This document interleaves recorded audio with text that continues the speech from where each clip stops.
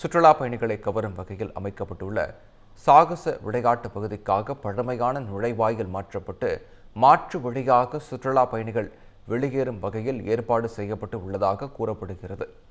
இதனால் கடைகள் அமைந்துள்ள பகுதிக்கு சுற்றுலா பயணிகள் வருகை குறைந்து வியாபாரம் கடுமையாக பாதிக்கப்பட்டு உள்ளதாக வியாபாரிகள் வேதனை தெரிவித்தனர்.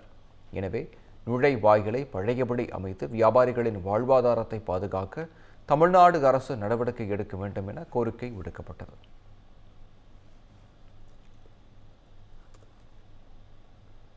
இப்போ இந்த என்ட்ரன்ஸ் இங்கிருந்து மாத்தி விட்டுருக்காங்க. இது ஒரு தனிநபருக்காக பண்ணியிருக்காங்க.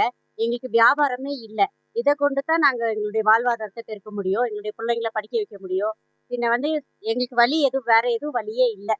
தயவு செய்து இதை நீங்க கருத்துல கொண்டு இந்த என்ட்ரன்ஸ் திரும்பவும் எங்களுக்கு இங்க வர மாதிரி பண்ணணும்ட்டு நாங்க இது பண்றோம். அந்த தனிநபர் ஒருத்தருக்காக இங்க இருக்க 100 குடும்பத்தோட வாழ்வாதாரத்தையே இங்க தமிழக அரசு இப்போ கேள்விக்குறியாக்கி இருக்கு. அதாவது ஒரு வீட்டுக்கு 4 பேருன்னு கணக்கு வச்சாலும் கிட்டத்தட்ட 400 குடும்பங்கள் இருக்கு. அந்த ஃபேமிலிக்காக நாங்க போராடிட்டு இருக்கோம். எங்களுக்கு இங்க மாத்தினதுல இருந்து வியாபாரமும் சரியா இல்லை. நாங்க அன்றாட வியாபாரம் பண்ணி எங்களோட தேவைகளை பூர்த்தி செஞ்சுட்டு இருக்கோங்க.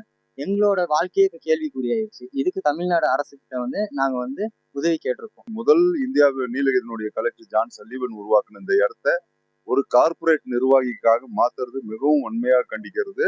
இதனால வியாபாரிங்க மட்டும் பாதிக்கிறது இல்லை சார், சுற்றுலா பயணிகள் பாதிக்கிறாங்க. ஊனமுற்றோர்கள், வயதானவங்க 4-5 பேர் கீழே விழுந்துட்டாங்க. நாங்க மட்டும் பாதிக்கிறது இல்லைங்க, ஒரு 50 படகு ஓட்டிகள் பாதிக்கிறாங்க. குதிரை தொழிலாளர், குதிரையை நம்பி இருக்கவங்க பாதிக்கிறாங்க.